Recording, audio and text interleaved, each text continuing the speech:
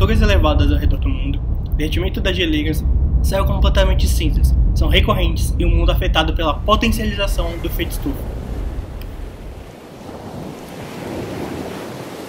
E como isso nos afeta? Todos os dias, milhões de carros, fábricas e usinas queimam combustíveis fósseis que emitem o principal causador de toda essa história, o dióxido de carbono, o principal gás potencializador do efeito estufa.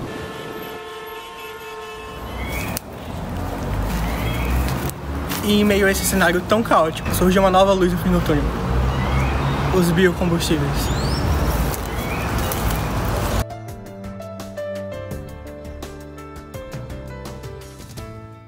Biocombustíveis são fontes de energias obtidos a partir de matéria orgânica e substituem os combustíveis fósseis. Eles podem ser sólidos, como os briquettes, que substituem o carvão mineral, líquidos, como o bioetanol e o biodiesel, que substituem a gasolina e o diesel, e gasoso, como o biometano, que substitui o gás natural. A relação entre a poluição atmosférica e os biocombustíveis é muito importante e está muito atrelado, né? A gente sabe que o maior combustível, o principal combustível que nós temos hoje em dia é o petróleo e os derivados dele, evidentemente. Então são os combustíveis derivados do petróleo e tem uma carga poluidora muito alta, gasolina, o próprio óleo diesel, né? E o planeta não suporta mais combustíveis ou o que nós vemos utilizando dessa forma, porque não são só os automóveis, todos os derivados do petróleo, eles são utilizados para mais diversos tipos de queima, caldeira, por exemplo, né? E outros equipamentos que de fato precisam de um certo combustível. E como não suporta mais, devido a toda a problemática, não só de fuligem, mas o próprio aquecimento global, a emissão do CO2 e outros componentes que estão na presença desses combustíveis, se viu a necessidade de a gente ter combustíveis alternativos. E um deles são os biocombustíveis.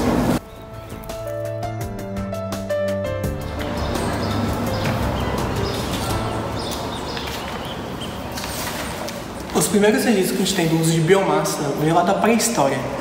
Eles usavam madeira para gerar fogo, que é uma tecnologia que a gente usa até os dias de hoje, que é usada para gerar calor. Mas a história dos biocombustíveis surgiu de fato no final do século XIX e início do século XX. Os testes realizados no primeiro motor de combustão interna de 4 tempos utilizaram etanol como fonte de combustível. Esse motor foi criado por Nicolas Otto em 1886 e até hoje serve como base para os motores modernos.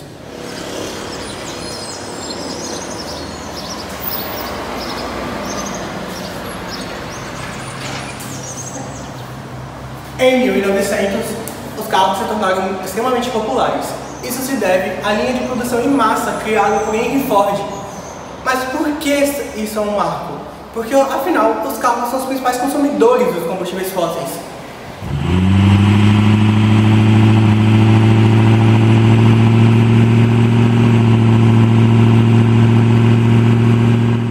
Na Mostra de Paris, que ocorreu em 1900, o engenheiro mecânico Rudolf Diesel apresentou um modelo de motor que era movido a óleos vegetais, óleos à base de amendoim. Em 1937, na Universidade de Bruxelas, o belga Georges Chavagne descobriu que se tirássemos a glicerina do óleo, geraria um combustível mais adequado para os motores movidos a diesel. E assim foi criado o biodiesel moderno. A utilização do biodiesel vem como uma substituição ao diesel derivado do petróleo. E o biodiesel, é claro que ele também causa problema, né? Mas não tanto quanto o diesel derivado do petróleo. A carga poluidora dele é muito menor em relação ao derivado do petróleo. Daí o porquê de se estar trabalhando em função dele, daí o porquê nós precisamos cada vez mais incorporar a utilização do biodiesel. Agora, para isso nós precisamos ter processos também eficientes. Nós não podemos usar oleaginosas que competem com o alimento, porque não adianta cobrir um santo e destapar outro.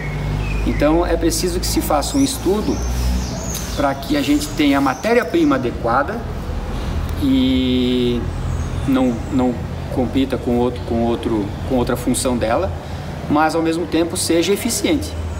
Não posso querer produzir em alta escala biodiesel em uma determinada matéria-prima em que a eficiência dela é baixa, por exemplo, o rendimento, né? E aí não adianta nada. Então o que a gente precisa? Ter as oleaginosas, fazer todos os estudos, ver a sua eficiência, o rendimento, e aí sim, se for viável em alta escala, a produção.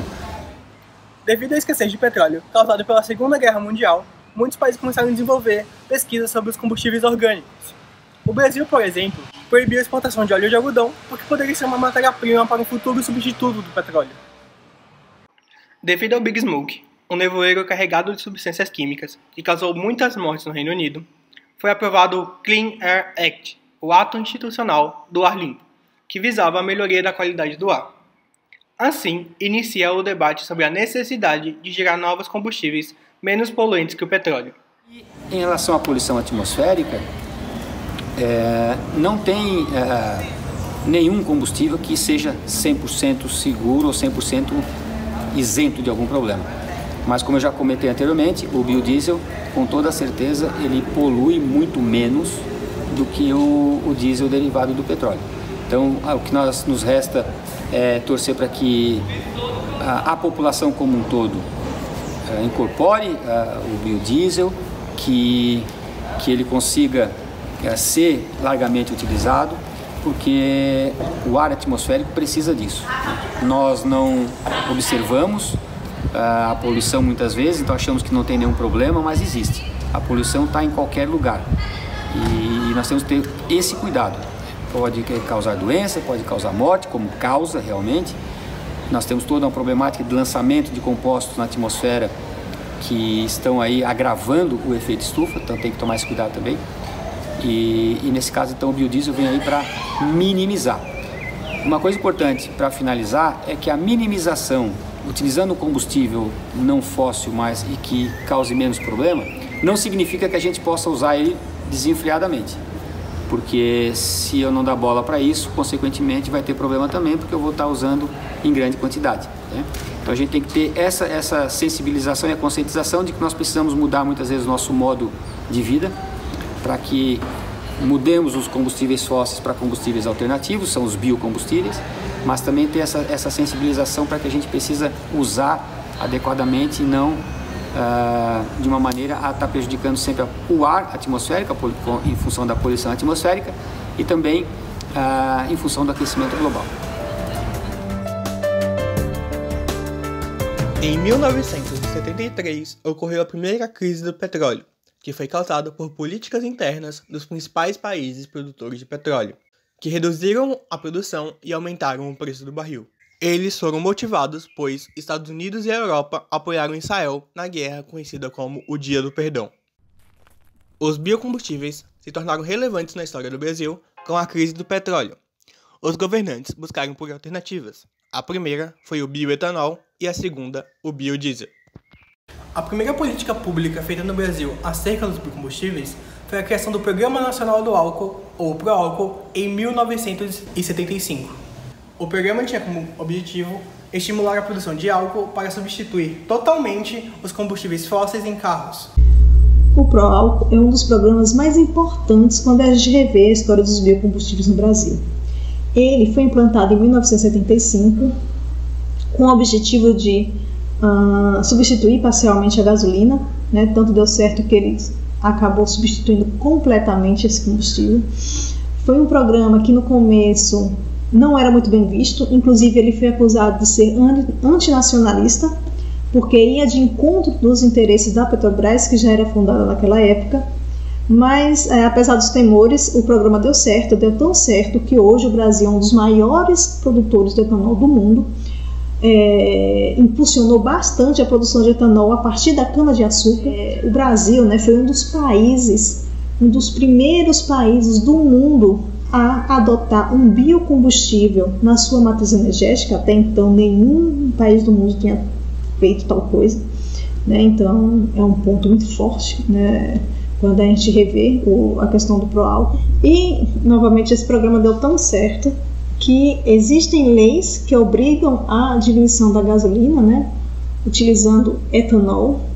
A gente não pode esquecer que no ponto da história, aí logo no início dos anos 2000, a gente tem políticas que ampliam a base dos biocombustíveis. Isso faz com que a gente tenha produções de carros tipo flex, que é aquele que aceitam dois combustíveis, basicamente gasolina e etanol, e a partir de então há novamente um apreço pelo etanol e até mesmo uma corrida por ele, uma vez que o tornou competitivo com a gasolina, e isso faz com que o consumidor possa escolher entre colocar etanol ou gasolina, a depender do preço. A fase inicial do pró-álcool foi de 1975 a 1979, e nele foi produzido cerca de 5,6 milhões de carros movidos a álcool. O Brasil foi um dos primeiros países a adotarem os biocombustíveis dentro de sua matriz energética, sendo assim um exemplo para todos os países do mundo. No início da década de 1980 veio a segunda crise do petróleo, que triplicou o preço dos barris, fazendo com que representasse quase 46% da importação do Brasil. A fase de afirmação do pró-álcool ocorreu entre 1980 e 1986, depois da segunda crise do petróleo.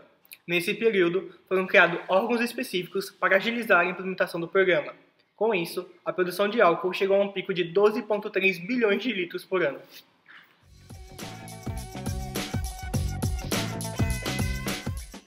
O início da terceira fase do pró-álcool é marcado por um período de forte inflação, que foi de 1985 a 1989. Nesse período, os créditos das usinas de álcool foram cortados, gerando uma estagnação na produção de álcool. Em 1986, houve uma queda brusca do preço do barril do petróleo, que foi conhecido como contra-choque do petróleo. Mas no Brasil, isso só foi sentido lá em 1988. Com a diminuição no preço do petróleo e, consequentemente, da gasolina, as fábricas de automóveis do Brasil decidiram padronizar os motores dos carros populares para motores a gasolina. Ainda no início da década de 1990, também houve a liberação de veículos importados, como o Lada Niva e o Fiat Tipo, que eram movidos a gasolina e a diesel, que incentivou ainda mais a padronização dos motores a gasolina. Após o Brasil passar por uma crise de abastecimento de álcool, foi criada uma mistura de 60% etanol, 34% metanol e 6% gasolina. Mas logo essa mistura foi dispensada porque o metanol é extremamente tóxico para os humanos. Com o início da última fase do pró-álcool, o período onde se questionou como seria feito a regulamentação dos produtos competitivos com o açúcar pelo mercado interno e o álcool pelo mercado externo, foi conhecido como a fase de redefinição. Para isso, foi criado o Conselho Interministerial do Açúcar e Álcool. E o pró-álcool, na verdade, ele nunca deixou de existir. Ele foi fundado lá em 1975. Nós tivemos altos e baixos no meio dessa história, mas ele acabou, na verdade, sendo ampliado. Hoje a gente consegue produzir biocombustíveis muito além do etanol. Hoje a gente tem a bioquerosene, a gente tem o próprio biodiesel, a gente tem N outros biocombustíveis tão importantes quanto na cadeia de produção. A gente não pode esquecer também que essa cadeia de produção, essa cadeia produtiva criada pelo pró-álcool proporcionou uma ampliação muito grande dos produtos hoje que uma usina ela pode nos dar, tá? Então, as usinas hoje elas não produzem apenas etanol ou açúcar, para os consumidores. Existe uma gama, uma linha imensa de subprodutos que são gerados e criados a partir dessa cadeia de produção. No final da década de 1990, a produção de carros movidos a álcool chegava a 1% de todos os carros do Brasil. Eles eram chamados de frota verde, que era um estímulo ao uso de álcool hidratado, que eram usados em sua maioria em veículos leves como táxis e carros oficiais. No final da década de 1990 e início dos anos 2000, surgiu no Brasil um novo tipo de motor, o motor Flex Fuel, ou simplesmente motor Flex, que era um motor movido tanto a gasolina quanto a etanol. Com a chegada dos anos 2000, houve uma expansão dos canaviais por todo o território nacional, principalmente no estado de São Paulo, que é até hoje uma potência nesse assunto.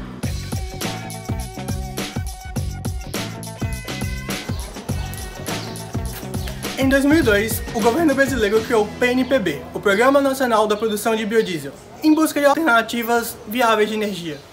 O PNPB é de suma importância, pois ele garantiu que a gasolina tivesse um percentual de biodiesel, que foi gradual. Ele começou com 5% e foi subindo. Atualmente estamos em 22%, estudando para 23% de biodiesel presente na gasolina.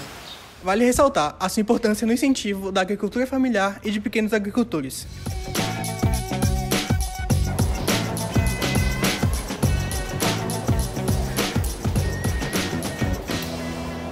A RenovaBio é uma política nacional brasileira que surgiu em 2017.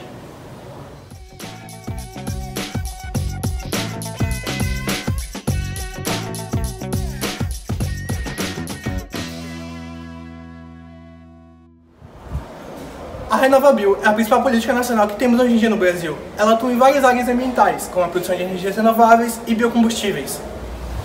Os biocombustíveis também emitem dióxido de carbono, porém em uma quantidade muito menor. Em sua maioria, utilizam de plantas como matéria-prima, que por sua vez utilizam o dióxido de carbono para fazer fotossíntese. Assim, o dióxido de carbono fica preso dentro de um ciclo.